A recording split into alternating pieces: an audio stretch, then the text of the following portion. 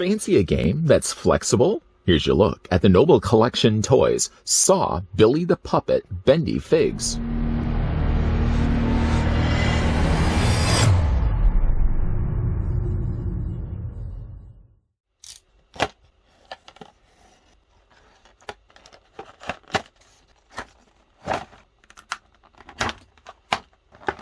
This toy-lectable figure is officially licensed by Lionsgate, as seen in the Saw films. It measures approximately 6.5 inches tall and comes included with a display stand. Can't wait to have a look at the Bendyfig of Billy the Puppet. First though, one thing I'd like to do is thank the folks over at Noble Collection Toys that did come through and provide this sample that we're about to have a look at in this video. Many of you may be asking yourselves right now, why is this humbled reviewer behind the camera? Thank you for that, by the way. Why does he have him right now on the display stand? Does the figure have a tough time standing? Question mark, question mark, question mark. No, actually, he doesn't. Thanks for asking. Actually, it'll make more sense in a moment why I have the figure still on a stand. I'm going to bring in my tape measure, and I'm not going to include the stand, though, when it comes to looking at the figure. I'm going to start it only from the bottom of his feet and work it up to the top of his head. Billy the Puppet, working backwards in this case, is 15 centimeters in height. Now that centimeters is backwards, but usually I always do it the other way around.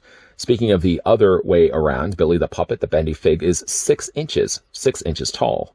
No, the reason why I did keep Billy the Puppet on his display stand is because I did want to compare him with some of the other Bendyfigs we've looked at earlier. And some of them still do need a display stand, so I just want to keep things kind of consistent. Some of my personal favorites, here's what he looks like next to the Pennywise from It. Here's what he looks like, speaking of figures that have a tough time standing. Here's what he looks like next to Michael Myers.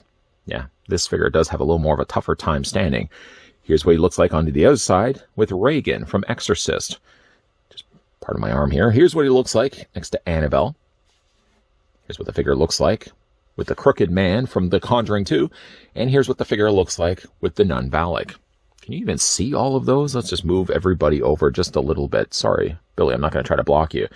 Just making sure everybody is still visible in camera. Can everybody see that okay? Bring it back just a little bit. A lot of cool horror collectibles from the folks over at Noble Collection Toys. Again, usually when I think of, by now you would imagine that I would just be so used to seeing them releasing horror Bendyfigs, but I'm always kind of considering Noble Collection Toys as the company that does Bendyfigs of superheroes and characters along those lines. But I have been just loving the stuff that they've been doing of the horror genre. As you can probably already see in front of the camera right now, I've covered off quite a lot here on this channel. Accessories for Billy. The figure comes included with a display stand. Having a tough time picking it up, it seems. The two-tier stand has been molded all in black plastic, and it so happens to be the same one that we've gotten already with the other horror collectible Bendyfigs. In this case, what's slightly different, though, is the fact that they have printed on the Saw logo with the elongated forked W. I always like the look of that logo. It does have the same cracked facing that all the other figures have had up to this point, and in all the cases, we can flip this around. Sooner or later, I'm going to get this right and have this facing the right way. It's automatically just going to be the opposite way anyways. Bendyfigs have been impressed inside of the plastic, and it impresses me to see that they've also put Lionsgate and Twisted Pictures down below the Noble Collection Toys and Made in China. The figure, as already mentioned, stands fine really on its own. It doesn't really need the stand, but again, as you've already seen, I'd like to keep all of them somewhat consistent with one another, and really the idea of keeping the stands of all the same size and with all of their own unique names or titles on the front of it, again, really makes you feel like you've got yourself a collection growing, and I seem to be growing this collection rather fast. Showing you how it works, there's peg holes in the undersides of Billy's feet. You can already guess that these are going to be lining up to the pegs, and you got yourself, like I said, the figure that's on display. Stating, I'm sure, already the obvious question that people are going to be posing. Does the figure seem a little tad tall?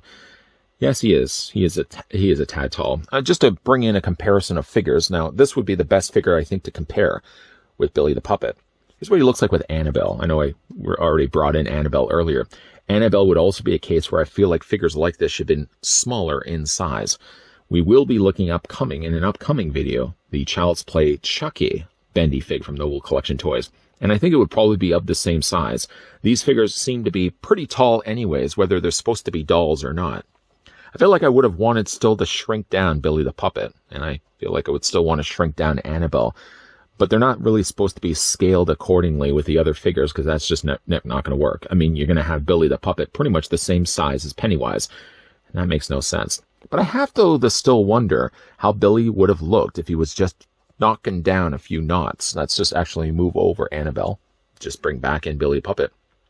If they had maybe reduced the length of his leg, maybe, I don't know, have his legs maybe that high and just, again, drop the sizing of him, he could have still kept consistently the pegs or the wire frame that's actually in his body. So he has it in his legs, he has it in his torso, his arms, doesn't have it in his head, but he would still, I think, retain all of the bendable options that these Bendyfigs are known for having. But like I said, he'd just be a little bit smaller.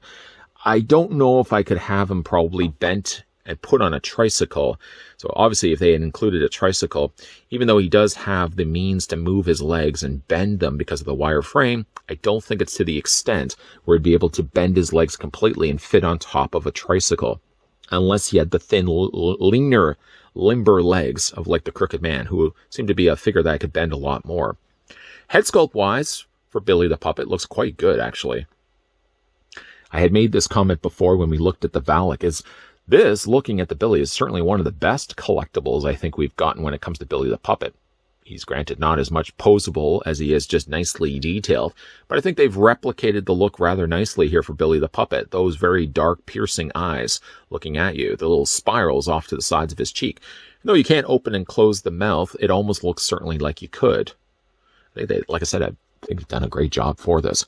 Whether you don't think the size is right or not, like body-wise, proportions are a little off, but he does have like the black tuxedo. He's got the little handkerchief in the corner pocket.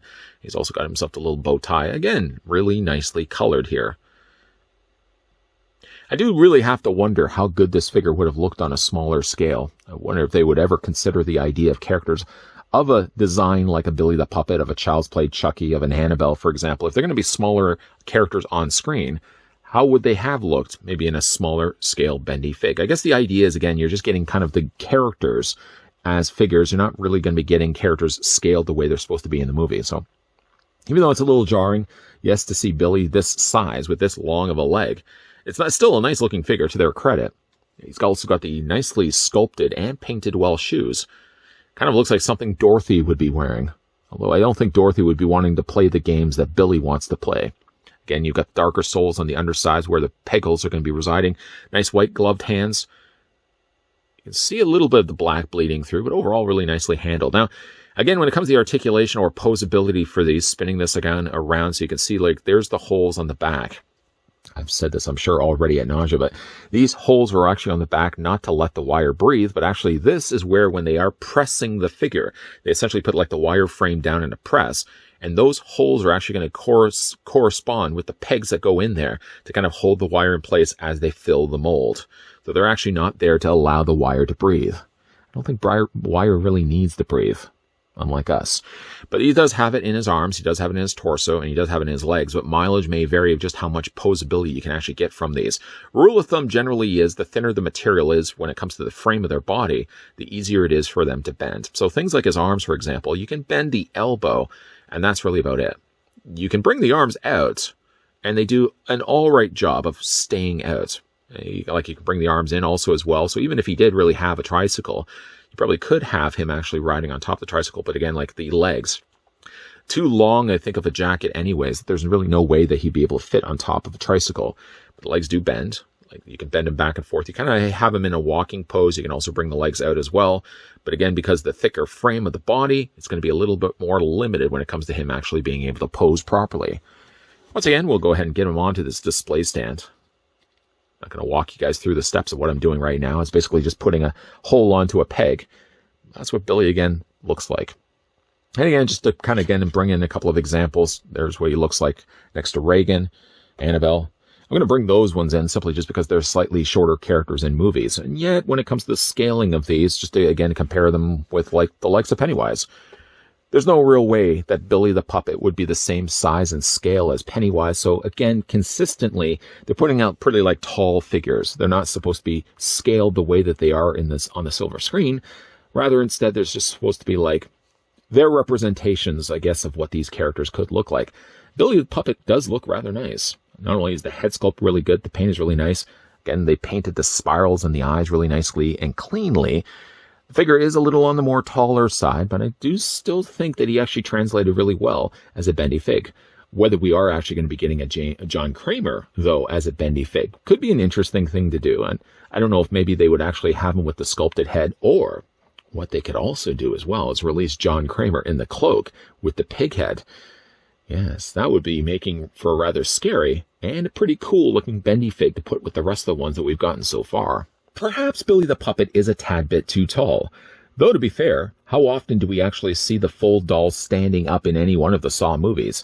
Usually, if anything, it's from like the shoulder up when you're seeing him on the screen or on a video cassette where his mouth is moving, or a lot of times he's just riding in on his tricycle. Proportionately, maybe he is of the right length of limbs, because after all, his legs have to be able to reach the pedal. The thing about it, though, is when you're having a figure like this on display with some of the other Bendyfigs that we've already had a look at, you don't really want to put them in a sense that they're all of the same scale, because if you were to do that, the Billy the Puppet is going to be taller than Reagan, and that makes no sense at all. Annabelle was already taller than Reagan. In both the cases, Billy the Puppet and Annabelle are dolls. They should be a lot shorter. So when it comes to displaying these figures, I never put them in the sense that I'm looking at them and thinking, oh, they're of all the same scale. They're sort of just all releasing these of a tall-sized figure with the bendable frames. Now, in Billy the Puppet's case, he's one of those Bendyfigs that really isn't super bendable. He has some bendability in his legs, and he has it certainly in his arms, and that's about it. Generally, when you're looking again at these figures, the bigger the frame is on the plastic or the material that they're using, the less likely it is going to be something that you can be able to move. So far, I mean, of the figures we've already had a look at, I think the Crooked Man, ironically enough, is the one that can be bent the most. I guess it is somewhat ironic. The Crooked Man is the most bendable. But I do like the look of Bendyfig, Billy the Puppet, even though he's really not that bendable. He's a really nice looking figure. Goes well on the display with the rest of the Bendyfigs that we've gotten. And again, consistently, I like the fact that they include these figures with all of their display stands. Could Billy the Puppet have worked with a tricycle? Probably not in this case, but he certainly does still look nice on a shelf with the rest of the Bendyfigs. A big thank you, though, to the folks over at Noble Collection Toys that did provide this sample of Billy the Puppet that we could have a look at in this review. I'll provide the link down below in the video description that will take you on over to Noble Collection's Bendyfigs website, where you can check out some of the other things that they're planning to release or have already produced in a bendable format. If you're also down there anyways, checking out things that I've provided in the video description and you've enjoyed this video, then hit it with a like. If you are loving the content that you guys are seeing here on this channel and you haven't already done so, making sure that you're hitting the subscribe button down below. As well, turn on the bell notification so you're going to get reminders every single time a new video is coming up. And also coming up at the very end of this video will be a playlist of all the other Bendyfigs I've looked at from the Noble Collection Toys, with many more to follow. As always, guys, thanks for watching. See you guys next time.